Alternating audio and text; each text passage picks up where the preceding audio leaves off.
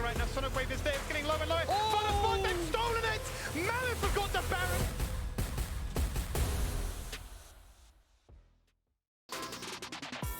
Time to hop on in back to the final game of the evening. We got Kanga finally jumping on into the LCO and Pentanet, everyone's fan favourites. Let's see what they're going to be able to bring into the LCO for 2022. And Skimmy, you were telling me Pentanet, you're a big fanboy, and you want to tell me what? Yeah, Big Pete, who I believe is actually no longer part of Pentanet, but what a beautiful gentleman that he is. You know, whenever we'd have interviews with him, he'd be able to yarn, and for good reason too, because he had such a formidable team over the years. And look, it's just gone from strength to strength. You say people are going overseas, people are coming back. Well, they're saying, you know what, drop the wallet, bring in the best, and let's run it back once again. Split One was theirs last time, and it could very well be theirs again this time. Winterer coming in from Legacy. Very strong player, which had some questionable moments in Split 1, playing the fingers of his ear and Victor top lane, but then come Split 2, said, you know what, I actually do know what I'm doing. I'm a really strong player and given a chance, and for me, had a few iconic moments on those Nars. Balkan obviously coming back here. He played on the Bombers back in 2019, played with Rogue back in the day as well. And pretty much what Rusty said earlier, very dominant jungler. His stats really speak for itself. He's played all the crazy assassins. You know, he's playing the likes of Kha'Zix, which, rest in peace, probably not many meta anymore, but somebody that I'd be terrified of. Yuri coming into the mid lane here, a player that actually spent last year playing with Croc, a fan favorite from OPL 2020, a very strong Korean player also. And then Pradev, I suppose with the departure of Violet, the question becomes, is Pradev now the best AD carry in the league? We've got a few more good players that have returned, so can he continue to be in that discussion? And then Rogue comes back to the bot lane, and that was the founding bot lane of Pradev and Rogue for Pentanet back in the day. So really exciting times to see some established synergies and some new ones, and put it all together and see what the oven cooks up. Yeah, I think, you know, it's Rogue. He's going to definitely be a highlight here, trying to do a lot of those setups, right, Rusty? Yeah, I mean, Rogue's definitely going to be a major part of this team and how they operate. So there is one thing that stands out to me when I look at this new Pentanet roster, is that they have a 3 Korean top side. And so I am curious to learn as we play how they communicate, because it's obvious they can speak in English, at least for the most part, because we know they've competed here before. Yeah. But adding someone like Yuri, who is Korean, competed in Brazil, we don't know exactly what his level of English is yet. So if he's going to be primary Korean, we have got Korean players there. And then, of course, you've got Pradev and Rogue, who was over in the French league, the LFL. So no doubt they'll just speak French to each other for no reason to flex. So we'll just confuse each other. No, I don't actually know what language they're going to be speaking primarily on the top side. Oh, very cool. Well, you know, it's a good theory, Rusty. But of course, let's talk Kanga as well. So, it was actually brought up today that the El Clasico is no longer, because Legacy is no longer here. Kanga is here instead. Does that mean that the El Clasico is going to be when Chiefs go up against Kanga? And also, Rusty, take me through this lineup. I'll be honest, I think we just can the El Clasico and we come up with a new name with a new rivalry. I think we have to start from scratch, which means we'll need the orgs to do the talking. But don't know what it's going to be just yet, so we've got time to decide. We look at Kanga Esports, however, in their roster, you want to say this is a powerhouse team. You've got Lived top lane from the Chiefs, was an incredible top laner in his own right, maybe best in role last year. Now joins Kanga. You've got Only, who has always been an exceptional jungler, and one of the most well-spoken, of course, of the jungle role. And incredibly high potential, always has. Chungy in mid lane, I think he's been up and down as a player, but has always had those big ups when he gets them, right? And has those big moments, so still on that list. And then you've got more of the wild card, right? Limas and Lionel, or formerly Mboma, of course, down in the bottom lane, playing the AD carry and support, because when he was in Mboma, he was an AD carry. So that's really the wild card of the team. You'd say that's a really strong top side. You'd actually expect, like, looking at this roster, you'd say it's a top 4 top side, but we don't know what the bot side provides, and I think that's why a lot of people have them in their tier lists, maybe in the bottom 4. Okay, well, I guess we'll see how they fare once we do jump on into the Rift, but it's not time for that yet. It's time to bring Kitty back in, who's down on the side lanes. She has 2 people to do the pre-game interview. Kitty, who do you have for us? I just grabbed the 2 supports for the team, so let's get into it. Hello. Hello, welcome back. Thank you. Rogue first, welcome back to OCE. What's your confidence level with the 2 Korean imports? Well, we've only had 2 days of scrims, but in those 2 days, oh my god, I think we have the whole league skill gapped. Like, these guys are crazy good. Balkan is like the same Balkan as ever. You just ping something and you don't know what's going on, but you go there and he just kills everyone. And Yuri's the same. Yeah, you were teammates with Balkan in 2019, so you're basically reuniting with an old teammate. So, what are your expectations for Split 1? I mean, I think the expectation is always to win, of course. As it always should be. So MSI plus Worlds? Yeah, I mean, obviously you want a good showing at MSI and Worlds. You know, it's bad to go there and get knocked out in the first stage, so go as far as we can. Thank you. Lionel. So, new name, new role. Please, we were discussing with the other casters, how do you pronounce your name? I like it to be pronounced Lionel, so like as in Lionel Messi, not Lionel Richie. That's a good way to think about it. So yeah, that's how I like it pronounced. You're about to debut on your support game, so what made you want to role swap? I think I took a lot of inspiration from people like Core JJ in NA. I've always been pretty indifferent about like what role I play. I played like other roles in the past, so I think just understanding the AD perspective is pretty important for support. So I just wanted to try it out in the LCO this year. So that was the main reason. Well, thank you for the interview, and let's head back to Mac. Thanks. Good to catch up with them and hear exactly what's going on and also get the right pronunciation of I'm so glad he said that. I really was so glad he said that with that exact example. Because like, is he going to serenade us with some Lionel Richie, or is he going to serenade us with some fancy feet like Lionel Messi? I mean, they both work, right? So, yeah, keen to see what he can do. I guess it's going to be an interesting time. Now, that brings us one step closer to the predictions. I feel like, you know, we've all been on the exact same page all night so far. Am I expecting anything to change here? Has anyone gone for the team that could be seen as the underdog? Like, what's going on? Or are we all just looking to lean towards the favourites again? Makes sense. I was going to say surely not, right? Because, like, again, you look at the roster, and we also just heard from Kitty in the interview, it was 2 days of scrims that Rogue said they've had, right? Yeah. They've had no scrim time. But if that's the same Balkan that, like he just said, there's no way they lose. That's all I'm saying. Just ping and go kill. So I feel like that's a pretty good strat to me. I don't know if it's going to pay off. Skimmy, what are your thoughts? Yeah, I think that's always exciting for me, right? If you've got some players that aren't as proficient in the language, but they just let the game speak for themselves, right? They use the ping system. That is the language barrier. That is the initiation, the idea of, I'm going here, we're doing it. If you don't, I'm pinging you more. It's just a solo queue game, but just happening to be on a stage. So I think Pentanet have certainly got the ideas behind them of what they want to try and do. And perhaps, you know, much like Arthur's come back from the LCK, Pentanet said, you know, we had to one-up you. So we're going to literally bring the LCK into the LCO. So there you go. Absolutely ridiculous. What about you, Kitty? Why have you gone with Pentanet? Well, from Jake's interview, which is Rogue, he said that he has the confidence that he will win the whole thing, and I'm pretty excited to see the 3 Korean top mid jungle. So yeah, I think they'll win this game. Now, this brings us a little bit closer to Champ Select. So, Kitty, I know you have definitely been around the bush, seen a lot of these players playing for a long time. Are there any sort of key picks that you would expect them to be bringing into this final matchup of the day? So Balkan and Rogue were old teammates. I expect them to have really good jungle support synergy coming into the game. Lionel, and because it's his debut game and Limaz being a rookie, I don't expect them to perform as well, so I'm still expecting a PGG win. Okay, well, very cool, and we'll see if that is going to become a reality because, ladies and gentlemen, Champ Select is ready. Let's get into the final game of day number 1 here on the LCO.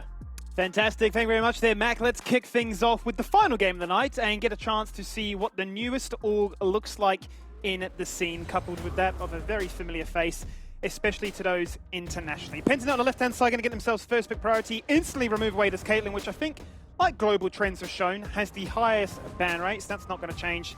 But then the Aphelios has been denied. Praetor, very well versed on the champion.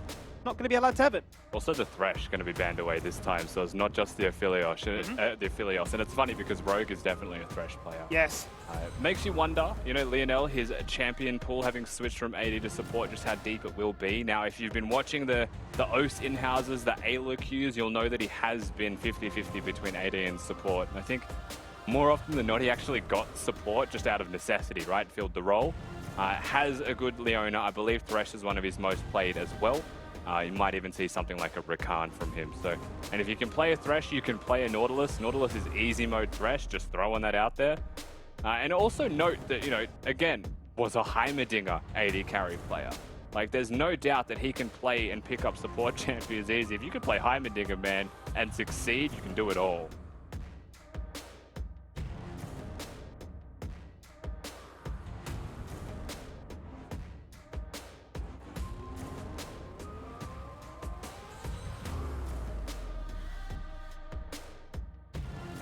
How is Skimmy DC'd but still talking to me? Is DC'd on the broadcast? So I'm going to continue to fill about drafts. Skimmy, if you can hear me, you're bloody DC'd, mate. Are we so here? I'm talking. Are we bebopping? We moving? I see the draft moving. There you go. Because you stopped moving, but you were just like machine gunning in my ear, and I don't think the viewers got that one. So that's a tragedy, isn't it? We go next on that one. Only thing I can say really to that point that I was trying to get out is I've seen Lionel spamming the Karma in solo queues, so I would be betting that's a bot lane.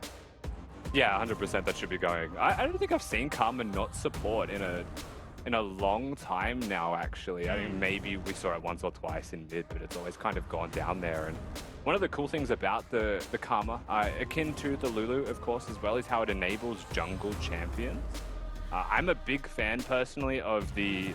Like, you've seen the old school, like, Lulu Karma with a Kindred. Yep. You can still do a similar thing with the Xin Zhao, right? And actually, you know, I would say, Skimmy, I don't think there is a better jungler for duos with supports in the game right now, that, like, in meta, that is pickable than Xin. Sure. Because Lulu Karma gives speed ups. Thresh actually enables him to clear vision for free as well with the Lantern for safety.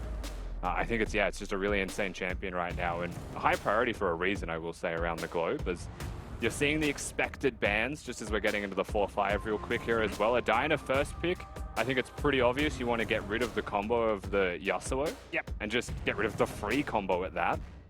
And you would also know Belkan, if you watched OPL in 2019, as an AP jungle aficionado. Loved the Talia back then as well. So no doubt this is in his wheelhouse. Sylas has been removed as well, which Yuri's played a fair few games on. One key factor we actually found out is he actually got a pentakill on the Sylas last year when he went up against some of the old members of Moscow 5. If you can date your mind back to those days with Edward and Diamond Prox, there's some big names of old still playing, and Yuri was able to single-handedly take them down. So very excited to see what other champions he has in his wheelhouse that he can showcase with only 2 days of prep. Okay, so we're going to get the Corki and the LeBlanc band. It feels like we're trying to force a Victor angle. You know, trying to force a standard mid lane. Syndra obviously is still going to be on that list as well. But they really are pressuring the AP options. Orianna Rise also still options to consider. Akali can go mid. And one of the things that makes Akali I want to say a good option here over something like even a LeBlanc, which would be on that list, is the mobility. Sure. Because you want to get out of the Diana combos, right? You've got a Samira that's dashing forwards and Nautilus hook as well, so mobility is important. Yeah, I was just going to say, I have seen Chungy spam a fair few games of the Akali, so I would be looking at it as a mid lane pick. Lived is certainly proficient on playing pretty much anything. He was the only person last year to play the Trendemir, if you can date your mind back to that also. Now it's meta, it's not banned. Could be there if they want just pure damage, just to ignore everything. And now Pensnet realized that and say, you know what, we'll just deny it from you. Okay. Well, listen, if you've watched any NA Skimmy, there is a player there, Jojo Pune, who is a freak on the Trindamere. His last game I saw of him was on the pick. He was obviously just a nutcase. And young mechanical players locking in a Trindamere is always exciting to me. I think he's one of those champs that is a pain in the butt to deal with, but also has a level of skill expression, right? You need to know not just your limits, but the person that you're dashing onto's limits to have an opportunity to take them down. As lived, I believe he just knows that it's the Gragas matchup and it's going to be the Trindamere mid. Has gone for the Aatrox. Yeah, he's locked in the Aatrox there. Very proficient player that can pretty much play anything. We've seen the bruises, we've seen the carries, the split push, you name it. He's probably played it. He's going to opt for the Aatrox this time around and fight fire with fire in that matchup. So very excited to see really what Pentanet have got. Yes, there is no Yasuo, but you do have yourself the Gragas as well as that Diana. So certainly a case of, much like Rogue alluded to, we didn't even allude to, he basically stated it, right? If they find a target, if there's a go button, we just follow that. And this comp basically does that. I have so many concerns for Kanga's composition though, Skimmy. If you look, let's start with Pentanet.gg, right? Sure. They've got Gragas top lane, pretty good staple champion. You've gone for the Nautilus. These champions will be swapped around as well, just keep that in mind. Nautilus is going to be the support, right? So they've got Engage, they've got the hooks. They're able to find the mark. Their team fighting is going to be exceptional. They've got the physical damage dealer in the top 3 of a Tryndamere, who can go to side lanes and just be a pest. And then Diana, who is probably one of the most well-rounded jungle options at the moment. You can 1v1 people, you can duel, you can team fight as well with your ult combo to go with the Samira. They have a really nice 5v5, right? With the options of split pushing, with the options of side lane. For Kanga, I don't see how they team fight. Skimmy, I don't look at their 5 champions and see a team fight. I just see kill them with damage or kill them with kindness. They're a nice proposition as you load into the rift, but thankfully they can't hear us. So you don't have to worry about that one. Maybe the viewers at home though, they can think, okay, well, what is the big brain move leading into the closing game of the opening night here for LCO 2022? And a chance for 2 big teams with big players to showcase what they're all about. And I'm personally quite excited to see this Samira once again. It seems to be one of those champions that is delicately balancing on the discussion of these top-tier champions, and one that, if my memory serves me correctly, we actually haven't seen from Praetor ever since MSI.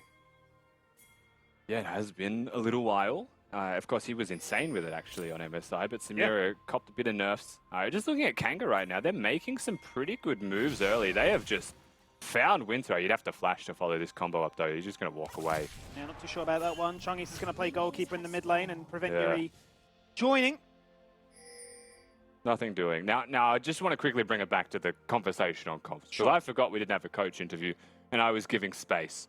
Aatrox top with a Kali mid, 0 crowd control, right? Jinzhao probably wants some form of crowd control setup, so it's really reliant on Lived hitting the W, but it's a Gragas, right? So it's actually pretty hard to gank for those lanes. So you've got a Jhin and a Karma to play for towards bottom lane, potentially, if that's the avenue you're going to take, and even then, right? There's not a lot of free guaranteed setup to enable a pick like Jinzhao to work during the laning phase, besides the high damage that they all have. And they do have high damage, that's why I say that in the first place. When we go to team fights, there's not a lot of engage. You've got a Jhin that'll outrange, a Karma that can speed up, and realistically the engage is just going to be only suiciding or Liv doing the exact same thing. It can work, but it's not as simple as PGG's composition of hit a hook, or hit a Diana ultimate, or hit an explosive cast, right? It's so much more streamlined, so much more simple, and the burden of execution going to the team that we would say the worst of the two is rough. Oh, look at that, the passive connections, the Praetor leaps into action, cops an exhaust, and that nullifies a big portion of the damage, but even after that, he's been dropped down to 50%, and that bot lane is feeling the pressure. Quick pause here. It looks like we've had a member disconnect, so we'll wait for an update as to where things stand with that one. But yeah, already, I mean, Praetor is showcasing that this is my bot lane, and Lemus, you're not going to get a free pass here. Yeah, lots of pressure down in that bot 2v2, and that's what you get for hitting level 2 first, right? That's the basics of bot lane 101, and they show you what can happen. The exhaust being used, that's just a summoner spell advantage, pressure advantage, health advantage, everything goes the way of Pentanet.gg. And so far, you would say, so good. The Tryndamere pick as well, just quietly, does... I feel like it handles this matchup in mid really easily. Akali's one of those champions that can be a pest, can harass you with auto attacks, but you're not going to auto-trade a Trynd. And he's got enough sustain to get through the extremely high energy costs that an Akali has early. So pretty poised to have a solid early game start here is the side of Pentanet.gg, and very poised once again to get to their first items and maybe look towards some skirmishes around Belkan at level 6. Yeah, I was always curious about when this Akali build came into fruition, sort of what it actually meant and sort of how those matchups adjusted as a result. I saw a lot of discussion around just drafting heavy CC, so just locking a Vex, Lissandra, LeBlanc, whatever it might be, even a TF, and just say that, well, if you can't get into the action, if you can't do the full combo, then you're locked inside that shroud and you're buying time trying to play the game. But just Tryndamere sort of says, forget about CC. Yes, I can shout, but I can just out damage you. Yeah, I mean, absolutely. That's like, it's funny because that's kind of the thing that you would say Kanga want to do optimally to be able to win this game. Get far enough ahead that you could just out-damage people. But yeah. Tryndamere is probably just going to be inevitably too strong on a side lane. So for me, there's a lot of burden of responsibility here for Liv, who chose not to go for the Ornn angle because counter-picking a Gragas with Ornn is a bit int, but their 5th pick really needed some kind of Ornn angle to find those engages, to really hit those crowd controls, or find a split push angle, even just kill the Tryndamere a few times. Until then, only has to 5-head the first 15 minutes, Yeah, I suppose if there's ever a player, though, to sort of hang your hat on at finding a matchup and finding an out or an avenue of success in that top lane, it probably would be Liv, because he received the most MVPs of any player in Split 2, received 5 of them, in fact. Received the accolade of the most improved player of Split 2 as well, so there's already 2 to your name. And then the cherry on top was the fact that he actually traveled to Worlds with Peace as their sub, so they got to experience the high life of international play. So you once again cycle that back into OS and say, you've got all these fantastic players, but what a treat for him to, be touted as this next, big laner to look for, be brought into this roster and say, let's do it all again. Let's continue from where we left off. Isn't it a funny, it's a funny conversation to have for us? Because you mentioned this before with Praedyth as well, Skibby, where it's like, is he the best ADC in role? Sure. And you take a step back and you're like, actually, we just brought Raze back. Exactly. You lose Violet, but you bring in Raze. It's a crazy time. Yeah, there's always someone contesting them. Is Liv the best top laner? Well, have you seen the people that we've brought over from these other teams, right? There's some monsters running around right now. Topoon is the first one that'll come to mind, of course, that we just saw competing on that Gnar. Of course. How's Liv going to compete with these players that when you were the best, they got better, presumably, when they went overseas? And how does that apply to the local skill level and the gap that perhaps would be?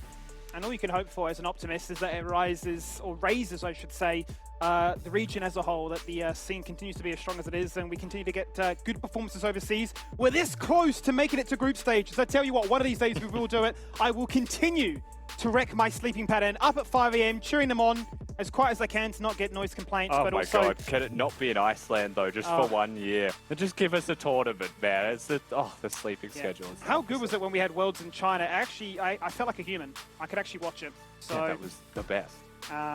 Can we just run it back? I know COVID has been a bit of a nuisance in that regard, and it's made life difficult. But one day we can cheer the boys on at non-DGen hours and enjoy our life. As we are still waiting for a reconnect from one of the players. So let's bring Mac into the conversation. I know he's always keen to have a yarn with the boys on the desk here, so we can sort of see where things are at. And I mean, I could throw you under the bus and say, yeah, Mac, what do you make of the first few minutes of this game? But I won't. So Yep.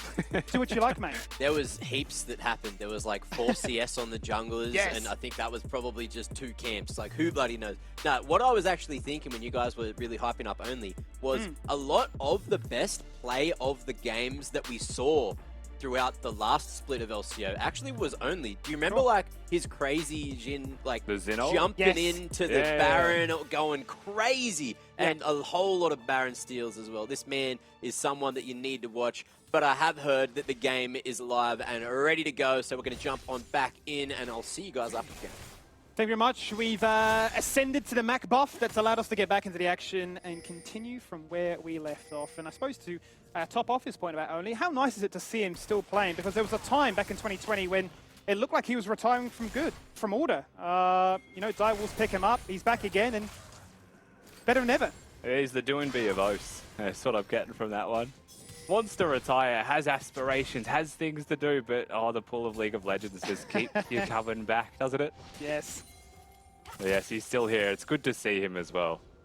It's always exciting to have Only competing. And of course, he's just such a wonderful personality. And now he's having a biff, a level down. But he's competing. He certainly is. Balkan gets the smite, gets the dash, and uses the crab as a taxi. We go straight back to bot lane. Talk about level 2 advantage. We'll talk about a level 3 flash forward passive. There's first bloods. And it's all things Pentanet. Yeah, Rogue flashing to secure that one. Praetus didn't have the flash at hand, nor did he have the heal to actually catch up. Oh no. So, ooh, hang on. Lemus flashed away, they can't get it. Oh my god, that's criminal. Nearly was a double kill, but he just managed to limp away. Yeah, I guess what's criminal is being hit by a hook there, though, for a re-engage angle skimmy. So they make him flash. He pays his taxes, rightly so. And just like what we did see in the first couple minutes of this game, the bottom lane of PGG, it's not just a level 2 to level 1 gap, it's a skirmish that happens afterwards. Insane hook there from Rogue, but Praetus was like 2 whole seconds ahead of the man. Like, he really said, you are throwing a hook at a hot second and it better connect, because I'm in. And it does. It just feels like they're slipping back on the old glove and saying, it feels good to be back home, doesn't it? This is the roster that Pentanet debuted with, and the fact that he's stepping up like that, pure confidence. There is one thing that will be consistent for anyone that is a new viewer of Oceania as well, besides the fact that we'll have O's pauses, it's that Rogue and Hook champions are peas in a pod. Sure. He will always, when he plays the Hook champions, I mean, he had a Thresh montage, I believe, before he left us. Yeah.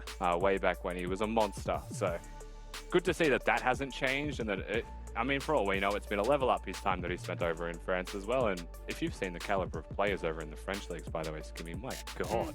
Yeah, I mean, you Ridiculous. start to see what they're doing and importing in some of these big names, especially from the LEC, right? You know, these leagues are certainly leveling up. They're no laughing stock as they may have been a few years ago, but I mean, he's definitely doubled down on his identity, right? He hasn't really changed the tune of what he plays. It is these Hook champions. He goes in, he plays Brom, he plays Nautilus, it's Leona. Whatever it is, it's identifying situations where he can thread the needle and he can punish you with conviction. And certainly in the meta, which is seeing more and more enchanters, whilst they are strong, they're not going to find the same level of success if you are up against these very proficient tank players. And you know, I've recently been playing a lot of customs in League of Legends, Skimmy.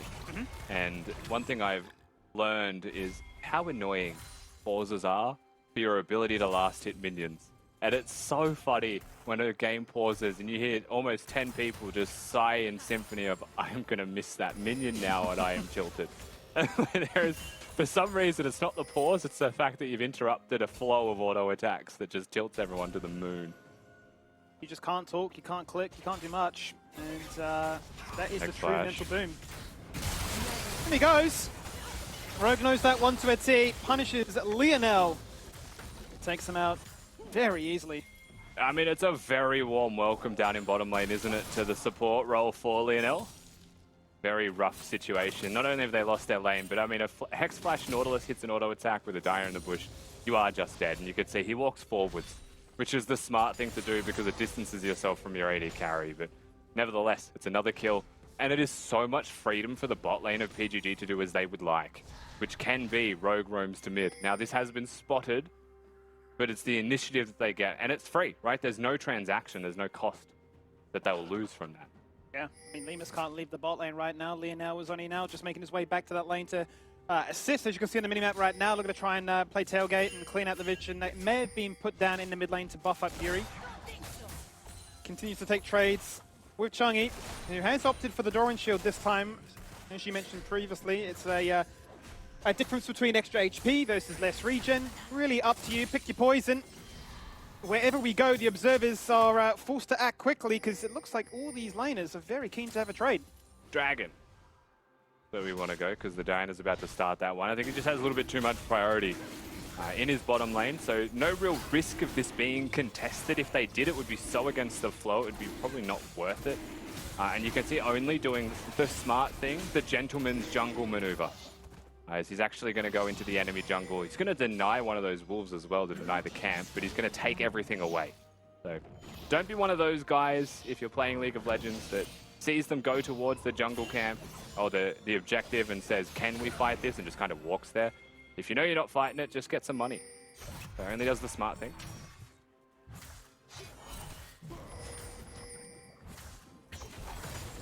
Looking at Liv playing this one out. He's up a bit of CS, he's feeling the pressure. Well, I should say Winter is feeling the pressure. It feels like every time we popped into that lane, he's locked up against his turret, forced to try and pick up the scraps of whatever CS is kindly donated across to him. He's just buying time here with that explosive cask, which really is anticlimactic. Doesn't do much.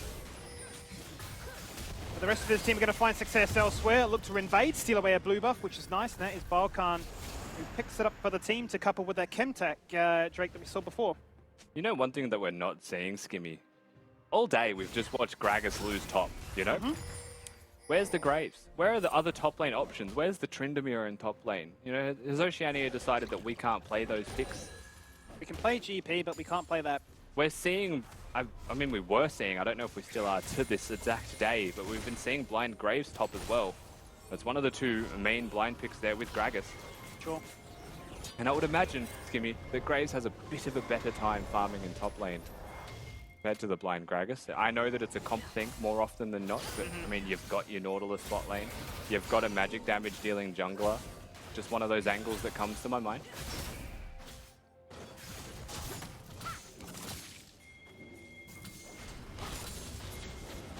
Would like to see some Graves. We saw it played in mid lane at the end of Split 2. Always quite exciting to see a jungler say, you know what, I'm actually destined for the laning phase. I will steal that camp and I will steal that farm. In we go for what could be a steal of a fight. Here's the Herald is leashed down to 50% and Liv pops the ultimate and cosplays Kale for just a second. Won't scale like one, but certainly looks to try and output the damage that allows him to claim their Heralds. And now a very defensive TP comes in here from Liv, and that's all he can do pre-14 minutes to enable Praetor to not go for the all-in on this kill. Bladewell goes out, flash away, a flash forward. Wall in the way, and flashes are being burnt like they're as easy as you can. We're playing at an arcade here. Nautilus flashes the wall, hooks the wall, and Liv just says, oh god, I got a flash. It wasn't going to hit him. So I guess that just freaked him out, and rightly so. That was a very bold move by Rogue, and I like it. And he is there to protect the sins of his AD carry. That was 2 summoners used to survive the teleport instead of just walking away. That's how desperately an AD carry wants plates, everybody. That's what you just saw. Don't let Mark Lewis get away with it. That was greedy. Has been punished like that in the past. But I'd have to say this. This is my favorite moment between these two in particular when we had the interview with Praetor as well as Lionel, previously known as Mboma, as an AD carry, and he went in all cocky and said, you know, we're just going to body them. I haven't really put any preparation into this game at all. It's going to be so free. And then he went to drop, what, a 17-0 game on Kaiser and get a pentakill. So there were the moments where he was cocky and, you know, it aged well. So he hasn't changed his tune. He's forcing out TPs and saying, you can gank me, but you won't kill me. I mean, one man's cocky is another man's real. For Praetor, that was just reality. He literally did just wake up at 5:30, ready for the game at 6. Like, you kind of just get what you get from him at that point, right? He's lucky it paid off, because, geez, that could have went the other way. But it's all good. He can back up the talk. It seems the confidence was placed correctly, and I wouldn't blame him for being confident this time as well, Skimmy, with the team that he has put together for the LCO for this split one. He's just gone back to base and picked up the Immortal Shield bow, so went on his way to being the power spike of an Inferno Trigger that literally will wipe everyone down. In terms of CC, like we discussed earlier in the day, to try and deal with that. Similar story, you would say, not that much hard CC, but do you see an angle on which you know, Kanga can really shut this down? Realistically, like, beyond what they just did, like their composition doesn't make a whole amount of sense whatsoever. You're looking at Aatrox and Shinzao working together with Akali. They've got a lot of backline dive. The way that they play this out is by killing carries. It's just that simple. They have a decent amount of kite. That was a lot of respect. And they make it very difficult for a Tryndamere to attack somebody. The only risk, I think, right now is the Jhin. He's very attackable for a Tryndamere with ult. And Gale Force, then Flash, and goes. Talk about lethal tempo and Gale Force being so good at enabling this hyper carry bot lane, but it works wonders on champions like this Tryndamere as well, right? Gives you all that extra range, that ability to lock you down and be so oppressive. Gonna trade things out here as top jungle of Kanga look to make Winter's life go from bad to worse. He hits the cast, he looks to try and summon some form of 1v2 potential. Liv just gone. He's furious. Look at the camera. He is not happy about that. That was well played by Winter, but that was pretty rough there from the side of Liv. He may be furious, but if you looked at Winter's cam, cackling. It's just a free solo kill. They summon their Herald top for the purpose of breaking the turret. it stands, and any advantage Aatrox had is gone as a result of that little moment just there. That is so rough for Kanga. That seems to be the one point on the map that Pentanet were suffering in, because they're winning elsewhere. As you can see now, the second Drake is gone. Out comes the curtain call. Dredgeline to disengage away. They've got the Karma for the shield boost. The Deadly Flourish doesn't connect, so there is no room, but it doesn't seem to matter. They've got one locked in their sight. Now they find a second. There is the execution. Because the exhaust prevents PGG's bot lane from running away. You can take a Drake, but we'll take two. Yeah, they look for the objective. They do get punished, and that was nice by Kanga. That's actually the second objective this game where you feel like they have stepped up to the mark and have punished appropriately for it. You know, 5 people went top, I believe, for that first Herald, which was, of course, the one consequently summoned top lane for that mishap. But they put 5 people there. They understood the timing to rotate, and they played the number game. That was how they got that advantage there. Similar thing to be said towards that Drake fight. You know, it's PGG trying to play with as little resources as possible towards every objective. And it's Kanga just bringing everyone to the fight. That's kind of the thing that's paying off for them. Certainly needed that. They've been sniffing at the door for a while now with these carries, looking to try and find some of those kills and punish the aggression that they were finding with the confidence of this Tryndamere and Samira. So some of those mythics are now going to be completed as a result. Chunky going to hit that all exciting, if you call it that, 12.1 spike of an Akali. So we'll get to see if this Akali can actually showcase why this build was so feared in solo queue. Do you remember Tank Echo? Vaguely, yes. Maybe a few years ago now, a couple years ago at least. That exciting is not the word I would use, is my conclusion. Watching a tank one-hit carries while being unkillable, it just has a special place in hell. And this build's really no exception, in conclusion. I know we were discussing going into this one sort of what picks I was excited for, and I think the one that really triggered you is when I said I can't wait to see some mid-AP Kaiser. Now, thankfully we don't see it anymore. It looks like it just takes a little bit too long to unlock those evolved abilities and hit that power spike, especially when you need the crown. But, you know, as an ARAM aficionado, it feels so nice to hit those Ws. Yeah, I know why you want it. I wouldn't see it mid. Actually, I do think we will see a little bit of Kaiser here and there through the split, but it'll always be bot lane. Yeah. And I do think it is pickable in certain situations, right? If your opponents go for a Jhin and a weak side support that wants to roam more than lane, there's actually no risk in going like a Nautilus Kaiser comp, because Kaiser holds their own 1v1 with most AD carries fine, as long as the Jinx, the Caitlyn are taken off the board.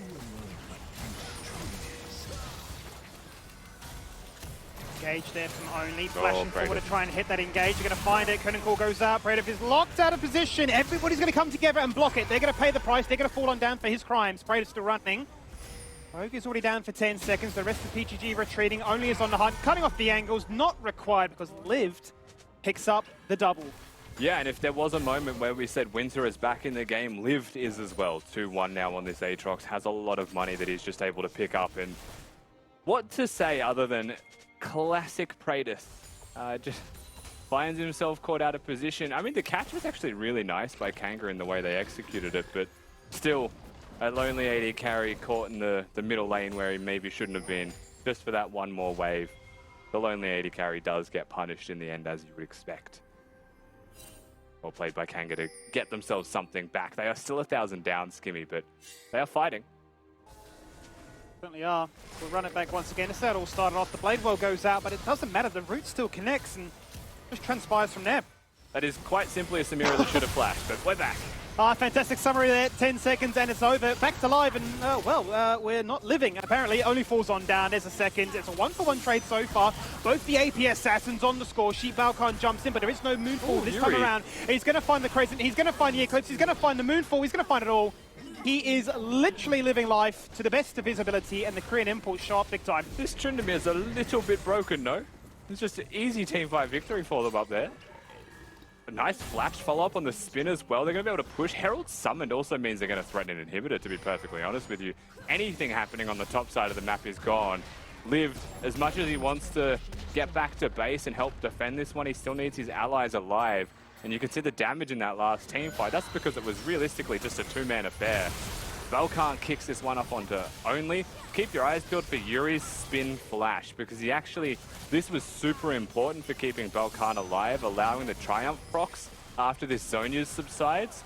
and to get back into the fight with extra health, right? Reset those cooldowns. And if ever you were going to make a debut into the LCO as both Belkan and Yuri, that was the moment to show your worth, and they did exactly that. We've now got a flawless mid-jungle. Not a single death between them, but 5 kills to their name. They have bounties on their head. They are the ones to be fearful of right now, and you can see them working in tandem. They find a pick, and they connect. Third Dragon up for grabs here.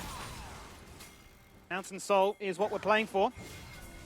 With Kanga having the inside track, only behind enemy lines. Looking to try and jump in here on towards Balkan, which has the Zonias once more. Protobelt already been burnt, has no flash, and will just fall on down for free. No smite now for 30 seconds.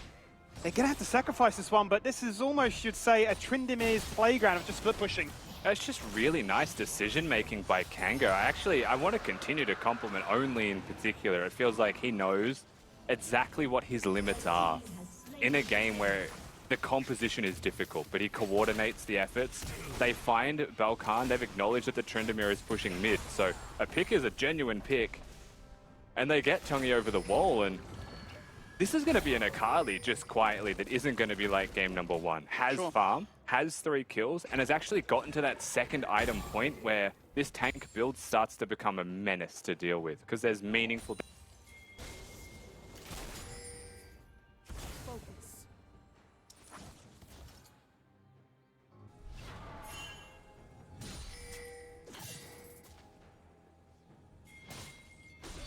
Get to see what they can do though, as they have showcased some of the discussion we mentioned at the top of show, right? The fact that these are all pre-established players that have showcased what they can do. Maybe the ceiling for them isn't as high because they have such a proven track record, but you're very keen to see once again what they can achieve, and that was sort of my go-to in this matchup in particular, right? The fact that PGG, yes, they have some very fearful players, but 2 days of scrim practice, is it enough? Is the raw mechanics enough to try and overcome team synergy? Is Only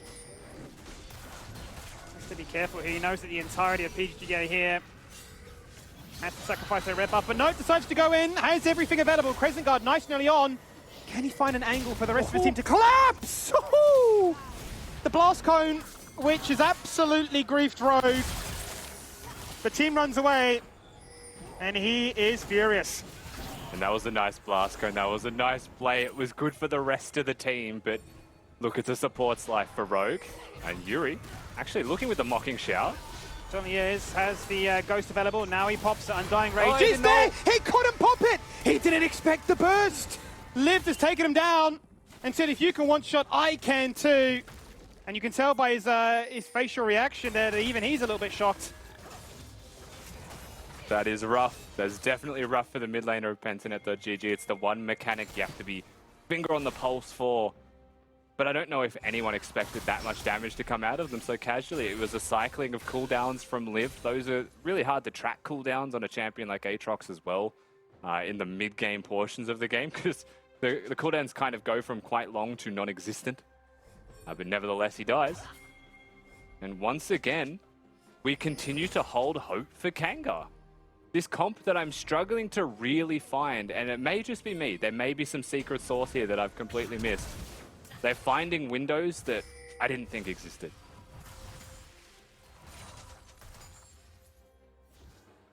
It's always a pleasant surprise when you get shocked by what you see and you just let the gameplay speak for itself. Double flash burn.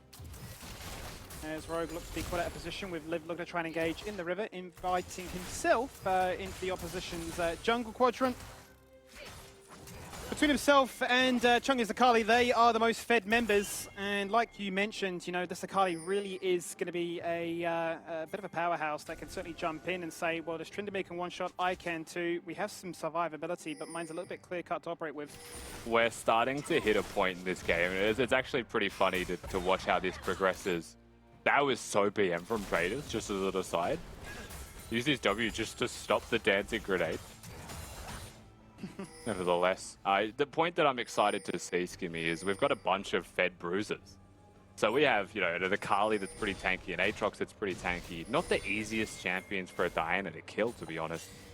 But the AD carries from both respective teams are just quaking in their boots with how much money these bruisers have. So it comes down to a battle of the bruisers, I think, and these two are just cheesing that Baron out, but it has been spotted. Liv has to TP. He's a world away right now. This Baron is falling on down, but in the meantime, his Undying Rage has popped just out of range of that fourth and final shot, which would execute him. They've done enough. He held his nerve, did not burn the TP, and they managed to zone him away. The price, Chungy's life, down to 30 seconds. Do PGG just run it back once again? I mean, well played by, again, the mid-jungle. Praedyth caught again.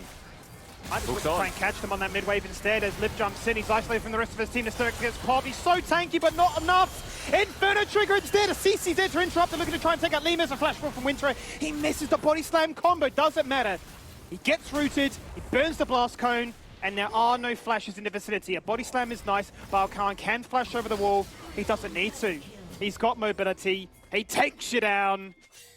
And now they're playing catch the Teemo. Except this time, it's a Karma. Yeah, and it's looking pretty rough if you're a Lionel fan right now. This exact moment, I mean, you're just going to get gradually run down by a Tryndamere. There's never going to be an escape from that one. Drake going to be secured here as well. That is Soul Point. It's a Mountain Soul, so it's not exceptionally powerful compared to some others. But nevertheless, they are on Soul Point. We'll see this skirmish in mid lane once again. It is Praedyth getting caught, but it is just Liv going. And this seems to be a running trend for the past minute and a half of gameplay. Nice cancel here by Only. Once again, he is a Xin Master. Knows the mechanics, but the fight was never winning. So he's just going to die for his sins as well. Fight kind of just a wash from this point. The first mistake is Chungy going in and being caught, right? So it's a 4v5, and then they try and take the 4v5. And unfortunately, that's the thing that cost them the most.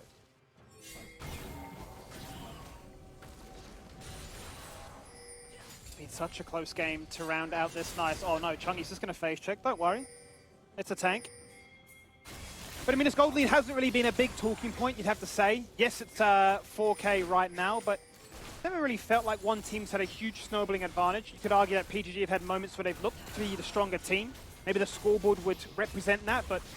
Oh my god, Rogue. Kanga has certainly shown that they don't need to really worry about that too much. Only is once again trying to do everything on his own, but his team is just capitulating around him. It's a double kill here for Balkan. Liv tries to bite back. He finds one, but it's not enough.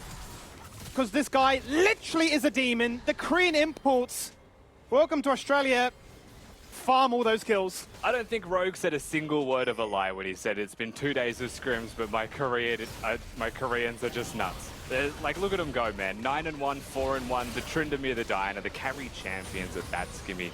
It's been an absolute clinic from both roles of Pentanet.gg, and what a way to start the season for them. Rogue kicks this one off with a fake Hex Flash, but it's Balkan and Yuri that just find the backline and one-hit them.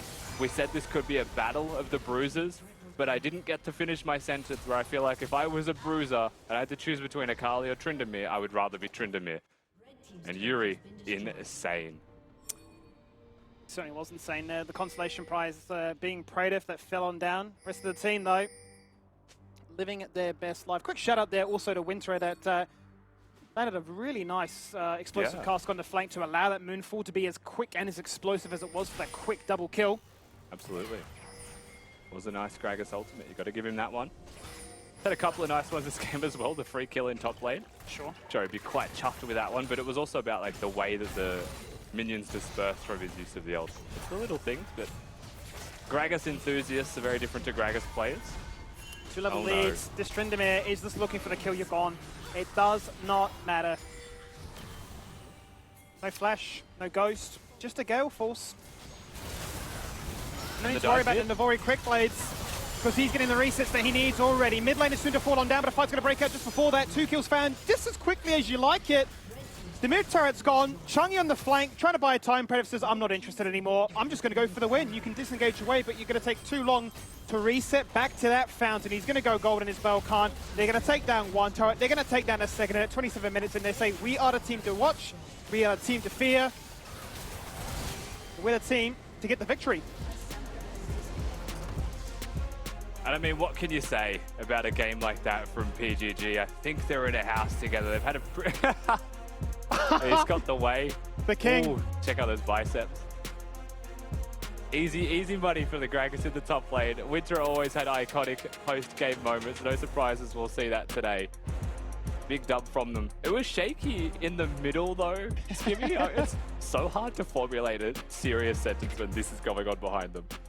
They just own the celebration meta. I am so glad that Winter of old of last year has just said, you know what, that's my brand. I'm doing it again. So right on point there. Love your work there, mate, and the rest of the team getting involved in the shenanigans too. But, you know, that was a strong performance from them overall. I mean, it's always one thing to say that our team might have communication issues, might not have the best scrim performances, but if we've learned anything, scrim performances usually a good indicator, but they can be a bit of a bait. They've just come in with raw mechanics and said, we go, we take, and a comp was built to basically make it as easy as they could. Yeah, I mean, genuinely, right? Like, they didn't play perfectly. I think we'll all happily admit that, but they did more than enough just through raw mechanics and ability to play the game. You've got Wintero, you know, very calm top laner, able to make it work. And then Rogue and Praetus, pretty rough around the edges, but they'd already won lane prior to it being rough. So, like, they kind of done their job and just, like, let Yuri, let Balkan take over. And that's exactly what they did. Strong individuals can still help make the team to begin with until you learn the team play. Yeah, they certainly can. And this is a scary proposition, right? If this is only week one, what do we get to look forward to as these weeks go by, as they only get stronger and stronger and get to know each other better? Mac, I mean, you look at a game like that and say, okay, we've seen some of the favorites, we've seen some of the heavy hitters. Starting to get a bit of an idea of who you think could be these teams of a shoe-in? Yeah, there's like these teams coming in, like Kanga, I think I had them outside the top 5, but then after watching what they almost did there, what they almost managed to make happen, I feel like maybe we want to shift them up. But then the other teams that I had in that top 5, they're all nuts. Yeah. Like everything we saw today, everyone's playing so damn well. And it's just day one of the LCO. Look, Balkan coming in, that man had a performance, but it needs to be said, you guys did say it on the broadcast, he had 100% kill participation up until like the 24-minute mark for Kanga. Like, that's nuts. He didn't get a kill, I don't think. I think it was like 0, 2, and 9 at the end, but he had a helping hand in every single one of the kills that did go in Kanga's favor. That being said, Pensnet, they looked like they were in the driver's seat. Even though, yeah, the kills were kind of close up the top, everything just seemed to keep on going in their way. When I saw the Gale Force built on the trend, I was thinking, what's going on here? But then that man was so sticky, no one could get away from him. Yeah, Tryndamere, one of those champs, man, especially with the Ghost as well. Like, there's a reason that he's in the meta right now. There's also a reason that the entire champion by design should just be reworked and we just eviscerate it completely. That would be nice, but nevertheless, it's going to continue to be played. This was really the moment that kind of capitulated the entire game for Kanga. And I think to your point, Mac, one of the most important things that I learned from this game was that Kanga can be a solid team. I think they have the workings to be a solid team. I didn't see anything from Limas and Lionel, right? That makes me have hope for them. And they were the exact place that we were worried about coming into this. I know it's been one game, that's not enough sample size, but we saw positive moments, especially, you know, cerebrally from the top half of the map. I think Chungy played pretty well. I think we saw a lot from Only and from Lived when it came to crunch time, but drafted poorly, bot lane definitely didn't deliver.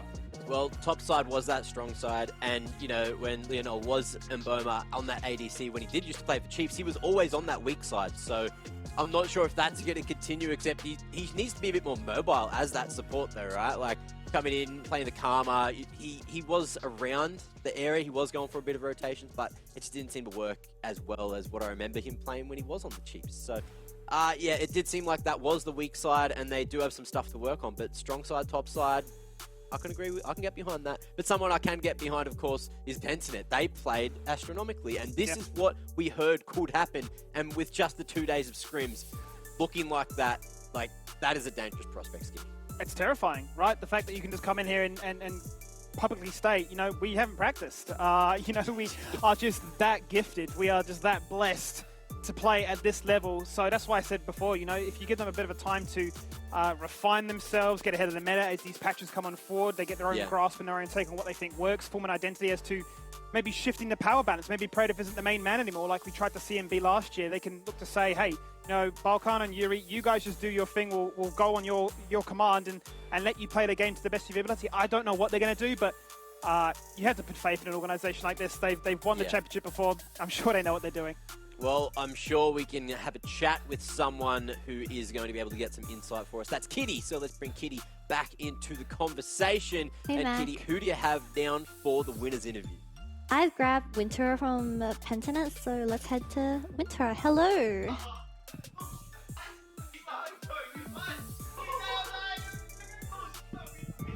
Hello. Yeah.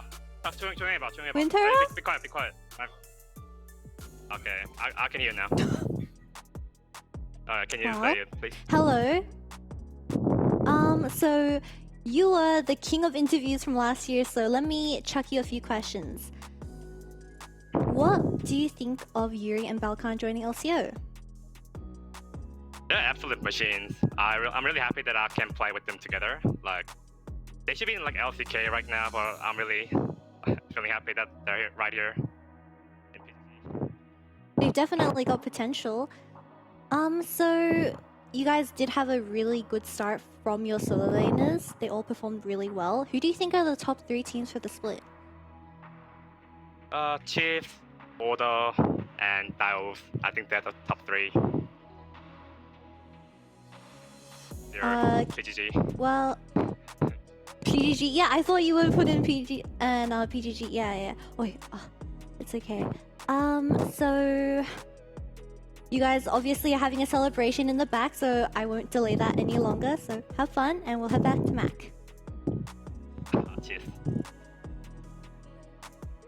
Always good to catch up with Winter, and I love how distracted you two were when we tried to come back to the desk, and they were just doing whatever the hell they were doing. I loved how Balkan actually, he was just sitting there, just minding his own business with everything going on in the background. He was having absolutely none of it. There was an interview with Impact in the LCS the other day. There was just this uncanny similarity with that exact moment where Impact was like, he couldn't hear because people behind him were so loud. But I guess in this case, they're literally playing in a kitchen together. So there's going to be pretty strong acoustics in the PGG house. Yeah, I could definitely see that one happening. So, of course, we do have the player of the game for the final game of day number 1 here at the LCO. And I feel like there's no surprises. It was the big man, Yuri. So, bringing home the bacon in the mid lane. 5, 1, and 9, doing so much work on the trend. Man was everywhere. I was saying how sticky he was before. 73% rather kill participation, huge damage share, and he had a very great day at the office, didn't he, Skimmy? He certainly did. I mean, he's a DLC character. You actually don't even unlock his portrait until you beat him in lane because he's 5, 1, and 9, 73% kill participation, soon to be 40% of the damage share, and says, you want to be a little bit cringe and play Kim Tank and Kali, then I'll be even more. I'm going to play Trendemir, going to body you in lane. Maybe I'll miss my ultimate one time. It doesn't matter. That's my only death, and that will be my last. This game is free. This game certainly was free. However, look, he hasn't been here long enough to get that player photo updated. So hopefully they'll be able to take some snaps because they are all in the house. They are all down in Melbourne, I believe. I think I saw something about them being in the CBD, and they were very excited about that. So I'm curious, actually, Mac, how many gaming houses we have this year. I think is it just them and Peace? Chiefs also? Oh, Chiefs, of course. Yes, we have 3. Or to have an office. Like a unless they do what they did last year, right? And like bring them in for playoffs, perhaps. But yeah, we're getting back to normality slowly. I guess we'll see if that number climbs as the year progresses as well. But look, progressing with the show, we do have a play of the day. Now, before we jump on into that, any takers? Does anyone remember any highlights from today that you want to shout out? I've been thrown First day back. Goldfish memories. This is where I usually write them down as the day happens, and then I just speed run them, bro. Yeah. I've got nothing, bro. Well, fortunately, I have something for you, and you might have already read it anyway in the Discord. But it was Balkan with a triple kill near Baron, and this is going to be your play of the day. Sure. Man, absolutely popped off there on the Diana. Yeah, but also everyone, it was like a team effort, you know? I'm happy to say Balkan did it, but it was a Gragasol that threw it into it. It was a Rogue Hook that started it off as well. And I mean, this was just a huge win by PGG, and then Yuri, of course, following it up. But my question, Mac. Yeah. Who's going to play-by-play these in future? Is this a Mac angle? It could be a Mac angle. Doesn't have to be today, but I was just doing the math in my head. I was like, there really is no one it's like, what used to happen? Oh, that's right. Jubes used to yell really loud over these things. So maybe we'll have to discuss that one between today and tomorrow. I'll see if my vocal cords will be able to hold up to, or even be anything like what Jubes used to be able to do. I know I can yell. You guys know I can yell, but can I yell good? That's the question. What about you, Kitty? How are you at like play-by-play? I am an okay play-by-play. I wouldn't say I'm a yeller, but I'm okay at it. Oh, well, maybe we'll throw you in the deep end in a couple of weeks if you're feeling up to one of the play of the days. Now, that brings us to the end of the day, which means all the games are done, which means we have a look at the standings. So let's bring those up and see what teams are at the top of the table and who are at the bottom, because this is one of the only times where we're going to see it completely cut in half, Skinny. Yeah, for sure. I mean, a strong start here. You have to look at sort of what this really means. Not too much at this stage. I suppose we've seen one, potentially two in that last game. Big indications as to how strong these two teams really are in terms of Penta and the Chiefs. But really excited to see. You know, you sort of talk about honeymoon phases of teams being put together, and if that really starts off strong and can continue that way, other teams really finding their strength in time and patches and all the rest of it. So yeah, keen to see how things continue tomorrow. Well, of course, it is early days, and this will look a whole bit different tomorrow. And speaking of tomorrow, let's have a look at which matches are going to be on the menu going into day 2 of week 1 here on the LCO. So at 6 p.m, Gravitas and Order, both 0-1 apiece at the moment. So that's going to change up. 7 p.m, Mammoth, they're 0-1. Chiefs, they're 1-0. So potential for that to change as well. 8 p.m, you've got Direwolves and Kanga going head-to-head, which after seeing them both play today, I feel like that's going to be a very tight matchup. And then Pentanet and Peace both wanting to get that dub. That is going to be a banger, like what we would almost call the El Clasico of the LCO, right? Coming out of last year. The difference is now Chiefs, they're looking like absolute units, Rusty. Yeah, I mean, honestly, I think you're right. If we were to, like, if we had to pick today, we would say Peace and Pentanet is the new El Clasico. But I don't want to jump to conclusions anytime soon. That is still definitely the game to look forward to tomorrow in the LCO. Game 3, I'm with you there, though. Could be quite exciting. Okay, well, Kitty, what was your favourite match going into tomorrow? What do you reckon is going to be the one to watch? In my opinion, I think the most anticipated game will be probably Peace vs Pentanet, because I think their skill level is around the same. Okay, I think that's a pretty good choice. I think I would definitely be leaning in that direction as well. Now, that brings us to the end of day 1. We made it. We made it relatively safely. You know, Skimmy only disappeared one time. Yes. That was funny. I liked how you were doing the ventriloquism thing at the start of that last game. Yeah, it's so weird, right? Because like it happened a few times to Rusty as well. I just get in my ear from production, start talking, but Rusty is still talking in my ear. We're talking to each other, man. This is the weird thing, right? It's like when Kitty sounded muted to us, apparently stream could hear her, but now I'm getting the inverse. If I can't, or stream can't hear Rusty, but I can still hear him. So I'm just patiently, you know, obediently listening, and nothing's going out. So well, look, I'll just come over. I'll sort your net out. We'll be fine. Look, IT man Mac, he'll sort everything out. Anyway, Perfect. That is it for day number 1 of the LCO. And we got another day to get to. Tomorrow is going to be huge. We got some bangers on the menu, and we thank you all so much for watching. We'll see you then. And there is so much damage on the other side that it's hard to do.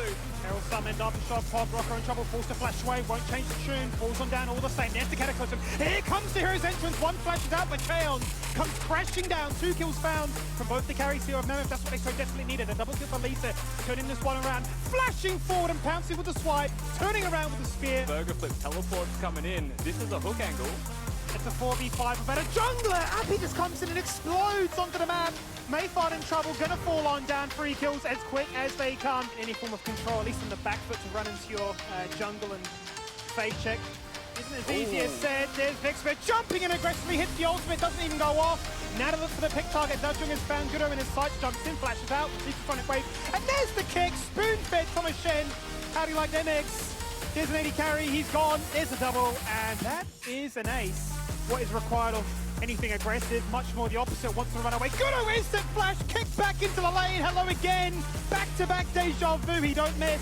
Much like the Fresh, they are the playmakers, and they are giving us something of a spectacle. Cali still receiving some poke, corporate court. Potentially. lead. Forced to win his ultimate very early on. Deadly Forest goes out. 5 Pepper immunes up with the stage. No Solar Flare today. Out goes the Deadly.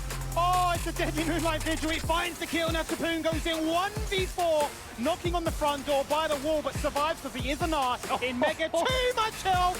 In goes Tally. Valkyrie 1 and 2. This a double.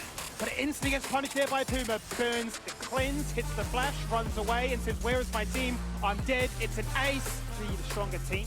Maybe the scoreboard would represent that, but Oh my god, Rogue. Kanga has certainly shown that I don't need to really worry about that too much. Only is once again trying to do everything on his own, but his team is just capitulating around him. It's a double kill here for Balkan. Liv tries to back. He finds one, but it's not enough. To you, I lose myself right now. Will you come through? Oh, babe, don't let me down. Baby, I'm your team. Deliver like you want me. Today you are my mood. Can't tell you what to do. Just treat me as your team. Baby, I'm your team. Deliver like you want me. Today you are my mood. Can't tell you what to do. Just treat me as your team. I woke up late this morning.